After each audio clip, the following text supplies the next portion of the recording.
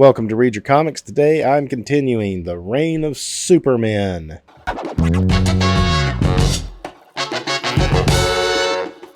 I'm back again with some of the top comics of 1993. And when I say the top comics, I really mean the top sellers. Here's the thing about the reign of Supermen. Every one of these chapters was in the top 300 sellers of 1993. Even Nightfall did not do that. So the other big book, which you would say Batman, and most people would probably say Batman is more popular than Superman, but not in the summer of 1993. The death of Superman was such a big story that his return also just continued that success on, at least in the comic book collecting community, if not, necessarily the speculators. It definitely is something that grabbed me in. I wasn't a big Superman comic reader. I did like the character. In my first video, I explained how the Chris Reeve movies won me over to the Superman character as a kid, but I was never a big Superman comic collector until they killed him. When this story hit the 30th anniversary, I read it with my kids in a real-time format, meaning I got another set because I sold my original set at some point in the early 2000s. And then week to week, I would read one of the issues with the kids just like I read them when I was like a teenager. And they really loved it, and I enjoyed revisiting it. So let's jump into this first Action Comics. The creative team on Action Comics has been Roger Stern and Butch Guice, or he goes by Jackson Rice in this, and Dennis Rodier as the inker. An interesting story point that happens here is outside of Superman's tomb. This is his tomb. You can see the legs of the statue here, and it's like an eternal flame. There's been a cult of Superman followers. This is apparently something that started earlier, before the death of Superman story. There was like some Superman worshippers in a different storyline. And after the death of Superman, during the funeral for a friend, they did like a pilgrimage to his memorial and had been there. But they haven't really done much with the story until this point right here. So this is one of the leaders, and you'll notice how his face is painted to mimic the cyborg. And they are declaring that the cyborg is the true Superman returned, and because the cyborg has blamed the Visor Superman for the destruction of Coast City, they're denouncing him. However, there's actually a faction of the Visor Superman, and then there's a faction, I think, for the boy too, but I think these seem to be the two main factions. And they start arguing about which one is the real Superman. Meanwhile, this looks like he was like infiltrating one of the groups, maybe. He's from the super crime unit of Metropolis, and Maggie Sawyer kind of has to get in the middle and basically call all of them buffoons. And her view is neither of these guys are the real Superman, and you guys need to disperse. Back in what is being called Engine City now, which was where Coast City used to be, last we left off, it looked like Superboy had almost been killed. It's like there was a brutal punch from the cyborg Superman, and it looked like blood splatter, and that was kind of left your cliffhanger. But, of course, he was just captured.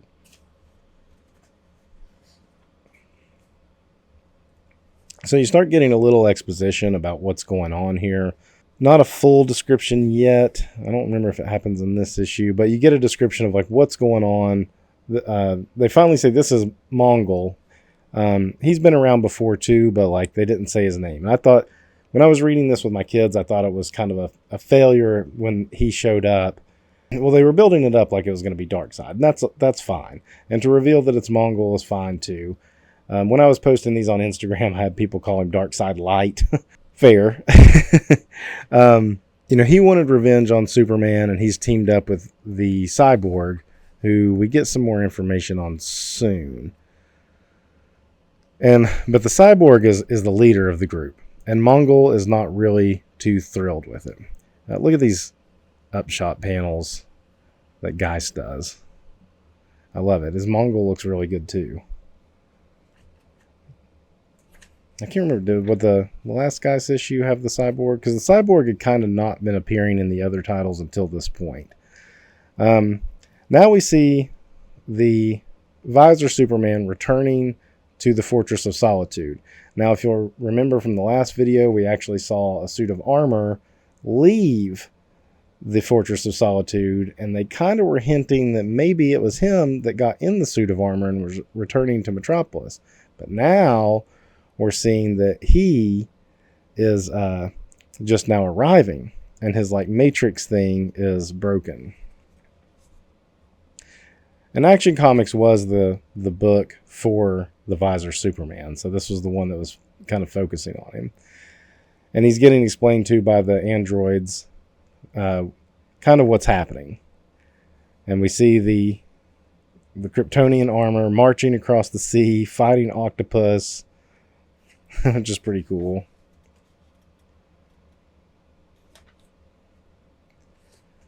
Stuff going on with Lois and Maggie, and I think they're talking about Coast City. They're talking about the cults and all the problems going on. Now we're getting news footage of the Visor Superman attacking soldiers and stuff, and footage of the Superboy and the Cyborg Superman. Like, oh, we're just checking in. We're reporting. There's nothing to see, and like, you know, just a vast wasteland of Ground Zero.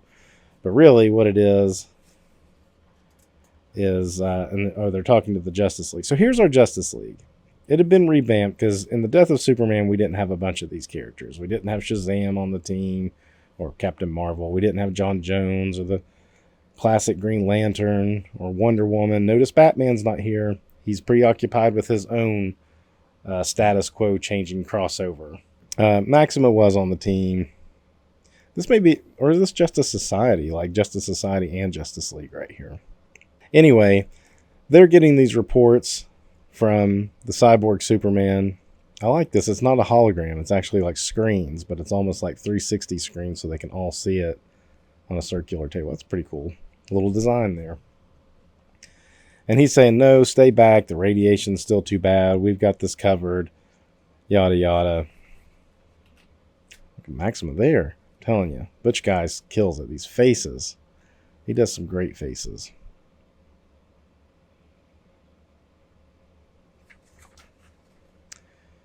And he sends them into space. What does he say? I forget exactly what he says. He says there's something in space coming this way, and basically he's sending the Justice League off on a wild goose chase just to get them off planet. And they do it. They trust him and they go. But it turns out it's really just the Cyborg Superman. He's using some, AI video to manipulate it. I love how they make his arm interface with things. I think that's one of the coolest aspects. I mean, he's very much like the Borg, which had come out at this time, so kind of reminiscent of that. If you were a Star Trek fan, you probably were like, oh, this Cyborg Superman, he's like the Borg. But now we're going to start getting a little origin of who the Visor Superman really is. And it turns out he is the Eradicator. And again, Jackson Guys, man, even that of like the little pod thing, the Superman rocket from the John Byrne era of Superman. I love the Kryptonian outfit. It turns out he's the Eradicator, who was from a story, I believe, called The Kryptonian Man, or I believe it was called. Anyway, I've never actually read that story either, but it explains it pretty well here about what happened with that storyline. And then it goes on to show where he did go to the tomb. That's a great action shot. He did go to the tomb and he tried to take Kal-El's body, but I guess he wasn't able to take the body, so he used some of the mass of the platform that the coffin was on. He used some of the mass of the platform the casket was sitting on and created his own like body out of that. But he did take Kal-El's body and he put Kal-El's body in this matrix chamber. So at this point, and then he started using his powers and kind of like he was like healing Kal-El, but also kind of siphoning off what power he could get from him for himself. And some of it was like subconscious. It said like when he first emerged, well, where was it? His programming as the Eradicator was actually to preserve Kryptonian artifacts and life and so forth. So getting Kal-El and bringing him back was, part of his programming. And then he also kind of like had like some confusion about who he was. I think because he was siphoning off the powers, it said he kind of was like, I am Kal-El and I am Superman. And so that's why he decided to take on the Superman identity and basically fill that void. But now we realize that inside this is really Kal-El. So however you want to look at it, is this the return of Superman, this issue, because it actually shows him, or is the last issue the official return where it showed the armor walking back? He's not on the cover. Cameo, full appearance. What do you want to say there? Love this armor, though. Butch Guys really killed it on this Action Comics run.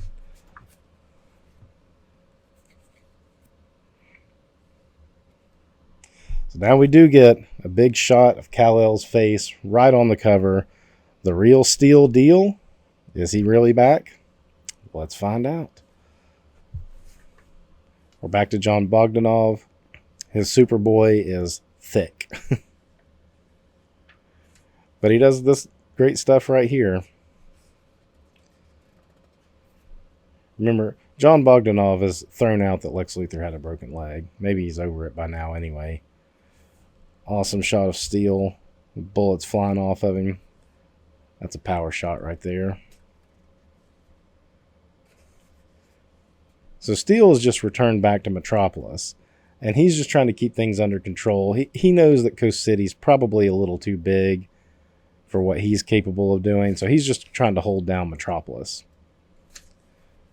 Meanwhile, Superboy figures out how to use his, I guess it's like a telekinetic, or I forget what he called it. But he has a power that can basically make machinery explode. So he's able to get off of that. He learns that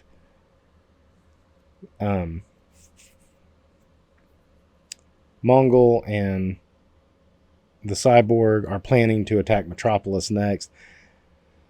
And what they're wanting to do is create multiple engines on Earth so that they can basically fly Earth out of orbit and make it the new war world, which is what Mongol had before Superman disrupted his little way of life. I mean, this is a great shot. This perspective of him kind of hanging on. I mean, this is a Spider-Man perspective, hanging onto the side of a wall with these like creatures running down a corridor past him, not looking up and seeing him, obviously. And you can tell here he's trying to fly, but he's still a little weakened. So that's a good indicator of that. Lois and Jeb. Ignore that. Lois with crazy pants. This is the stuff, Bogdanov. This is the stuff where I think I was like, man, he does weird stuff. Why is she wearing these like, World War II pilot pants or something? Were women wearing stuff like that in the 90s? Jeb had sent some flowers and she walked by it, and Jimmy's happy about it. He's wearing a Spin Doctor shirt to further date this a little bit more. Cool shot of Supergirl coming in to talk to Lex, and she wants to go to Coast City, and he's like, nope. You got to stay here and guard Metropolis. I mean, he's so controlling of her. No. You stay here. Look at that armor there. I mean, it's kind of a contrast between that, and they both look cool in different ways. I mean, it's the same basic, shapes and stuff, but this is more cartoony, I would say. Less like mechanical details than what's in here. Anyway, both cool interpretations of the same thing. I think they've picked up that there's something moving towards Metropolis too. That was a Lex sub that saw the Kryptonian armor and shot something at him, and it was a direct hit, but then something hit the armor and made the sub sink. But the armor comes through. I have to go save the scientist.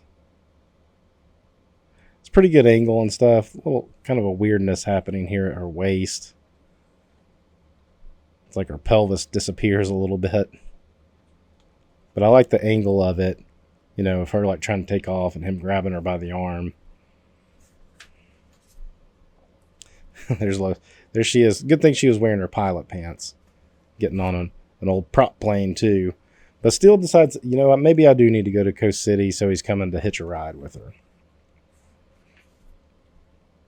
And just then, the Kryptonian armor emerges from the bay onto the landing.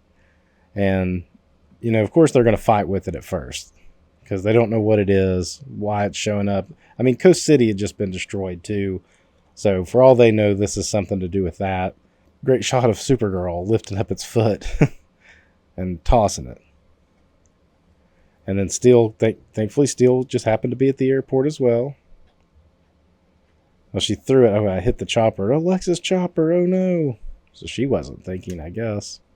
Steel comes in. Why Lois is running into the action. Those pants.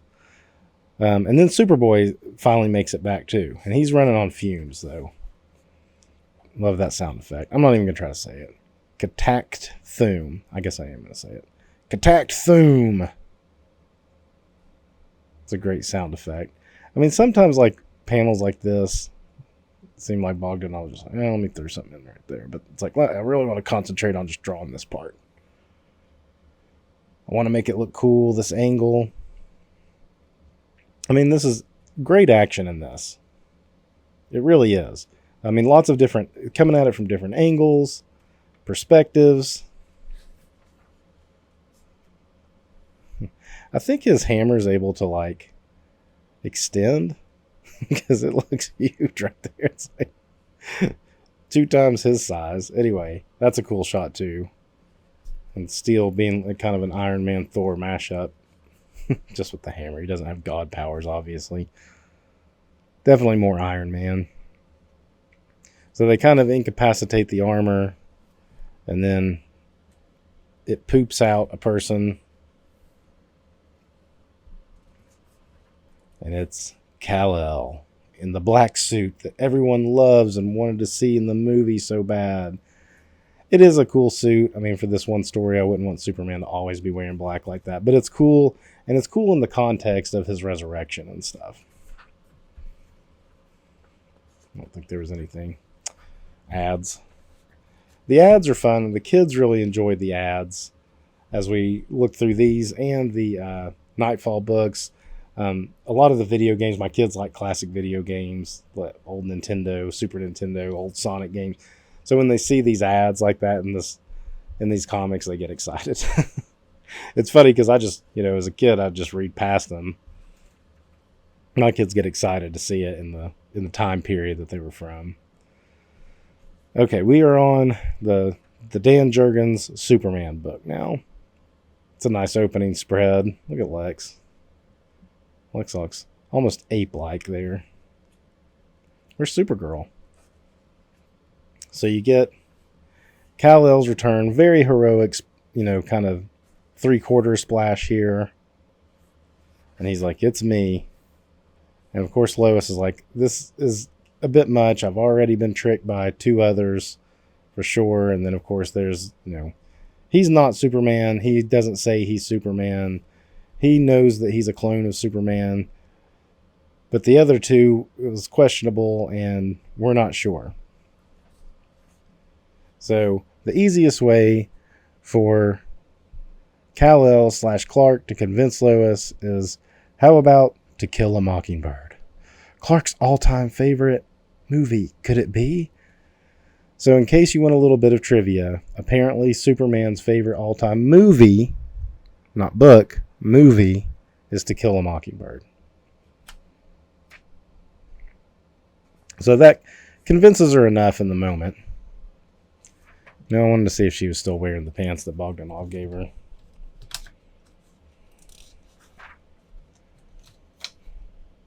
Not as pronounced. It's hard to tell from that angle. Maybe a little, but let's see. Yeah, not nearly as pronounced as he was drawing them. Now we cut back to Mongol and the cyborg, and the cyborg thinks he's got Mongol like just under his thumb, and Mongol is playing the part of being subservient to the cyborg, but every time it turns around, Mongol's like plotting against him. And now we're going to get the origin of how these two came via these two lackey aliens that are, on aboard the Mongol's ship. And it's written in this like alien cadence that is annoying to read, quite honestly, but it gets the point. The cyborg is really Hank Henshaw, who was a pilot, much like the Fantastic Four. Did I skip that page? Yeah, right here. So they're kind of like the Fantastic Four. They were like an astronaut group that went up and got bombarded with some radiation and got some powers, but it turned tragic. His friends and wife died, and he became like connected to machinery. And, him and Superman got into it. And Superman actually put him in the Kryptonian shuttle that carried him as a child to Earth. He was able to kind of trap him in that and then send him off into space, more or less. Just kind of like, go, be out in space, bud. Just leave Earth alone. And that was kind of his thing. So he went off into space. So, this is good that it's tying it back to these older Superman stories. And like I said, I didn't read this stuff coming into the story. I started with Doomsday storyline. So it's good that they do recap this. This is a lot of exposition. But for me, reading it the first time, I didn't know any of this. For my kids, they didn't know any of this. And while this can be kind of like a slog to get through, it's necessary to recap it because there were so many new readers. As I said, every one of these chapters hit the top 300. Superman was not doing that before. So it was necessary. Anyway, he ends up landing on different planets. Mongol had his own war world. And he was able to like kind of take on organic and machinery life. But because he's in this Kryptonian thing, that's how he's going to have his Kryptonian metal. He ends up on War World, and he goes to confront Mongol, and they kind of have like a, an agreement with each other that they both want revenge on Superman. So they team up to go tackle him. That's kind of a dull looking Mongol to me. He looked good back here on his throne. Like that looks pretty good, but I feel like Jackson Geist did a great Mongol a couple issues ago. This is where I said it in the last video, I think. Dan Jurgens, who I like, and I think he's a very capable penciler. He's pretty good at layouts. There's something about his work that's not as dynamic, I feel like, as the other artists that work on this series, which is funny to me because I really looked at Dan Jurgens as the kind of flagship writer. Like he was steering the ship. Maybe he wasn't. But I guess probably because he did the actual Death of issue, that is, in my mind, that's who it was. That it was Dan Jurgens was the guy. He was the one leading the Superman charge. And everybody else had to follow along with him. But perhaps it was all just by committee. I'm really not sure. So along the way, they find out that Superman had died. And so they come up with the plan to impersonate Superman, essentially, to kind of trick the people of Earth and the governments and so forth. So, of course, all this origin is just for the reader because it's just these two alien guys talking to each other.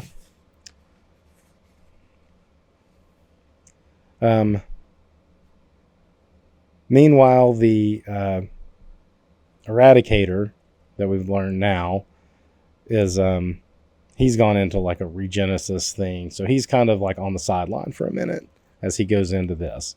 And he wants like all power of everything. He's got to get back there to take care of it. So he's got to get charged up. Meanwhile, they finish their powwow. She's pretty convinced. This is a good little range of emotions for Lois.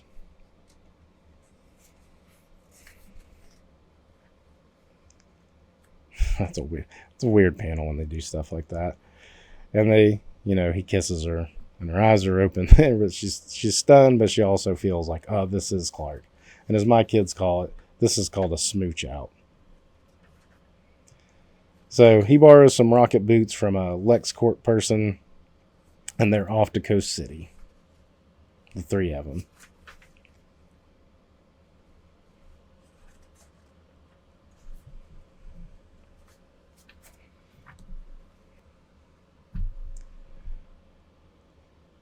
All right, here we go. As they head on to Coast City to take them on, you got Super 3 to the power of 3. What do you call that?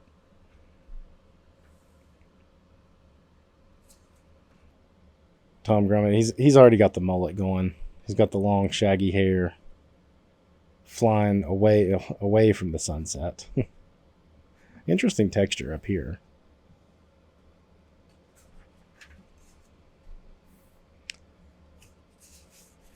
So in here, and this is the Superboy book for the most part, the Adventures of Superman. So you're going to get a lot of like inner stuff from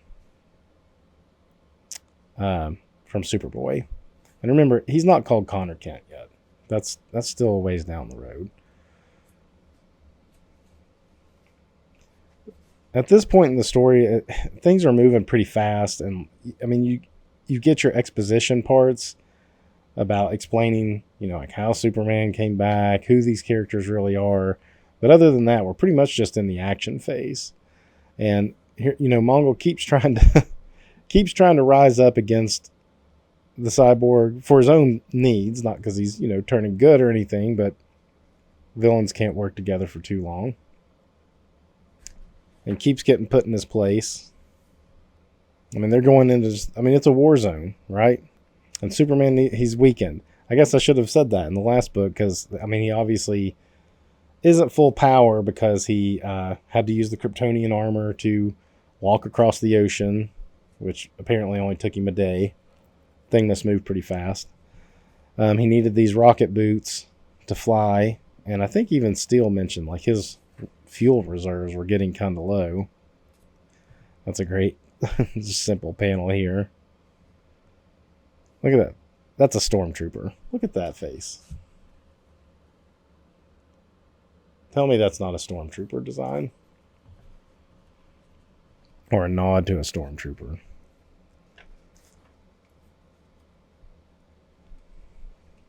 The growth of Superboy through this has been pretty good. He still acts like a teenager, but from his first appearance and the way he acted to now where he's gone through some things now. He's had some adversity. And he's only a few weeks old, even though he had like rapid intelligence, I guess, implanted to make him come out being able to talk and think and stuff. He just doesn't have experience. So Superman's gonna armor up, so to speak, or armory up with some guns. He's got to get some 90s leg straps going on. And they're going to take that sleek black costume and make it extreme. Good facial expression there. This actually isn't my favorite issue by Grummett the more I'm looking at it. I still like it. Like I've said in previous videos, his work really reminds me of like Byrne and Austin when they're together and just how clean it looks and almost whimsical. So they see the next big bomb that's going to go towards Metropolis and then start the next round of the next engine. So they got to stop that. World-ending stuff here. You're going to bring Superman back, you better make it world-ending. And this is such a better, concept than just monster comes out of ground and him and Superman have a slug fight until Superman dies. Yes, Doomsday caused a lot of destruction. But this is truly a Superman level threat. But this time, Superman doesn't have all his powers. And it actually goes off. And fries the other soldiers, I think that was coming to stop the Supermen. It fries them in the launch because he don't care. Anyway, so they're kind of regrouping. I think he was able to like get through a door to get them out in time. And they're worried, like, what happened to Superboy? He's on the rocket. Superboy is on the rocket. He has to stop it. And he's going to use his powers that he's not quite sure how to use, but he's going to do his best to try to stop it. And Kal-El's kind of like, well, it's up to him. There's really nothing we can do to help with that. We got to go down to the bottom. And what's he say? Like, that's where we're going, Steel. And since I'm not invulnerable and can't fly, you better catch me before I get there. And he just jumps off the side. That's a pretty awesome shot. I mean, this is like Superman heroics at its best. And you've got Superboy doing his best to stop it. And man, my kids were loving these issues when we got to this point. We were reading this and Nightfall at the same time. And if I was like, well, you want to read Batman or Superman tonight? They picked Superman every time because we were getting to this stuff. And this was much more exciting than what was happening in Nightfall.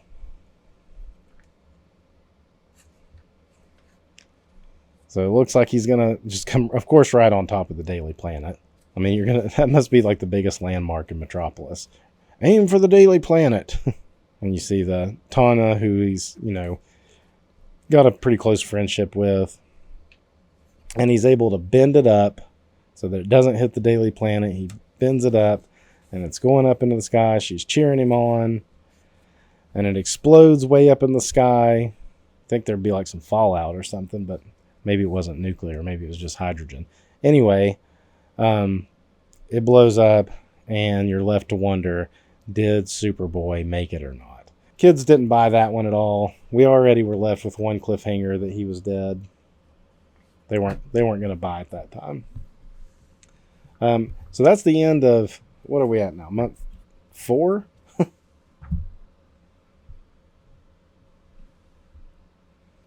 So that was the end of the 4th month. And, things have really picked up. The real Superman is back, but he's not at full power. And we've got to wrap this whole thing up and somehow get Superman back to status quo, right? Well, we'll find out in the next video. Until then, read your comics.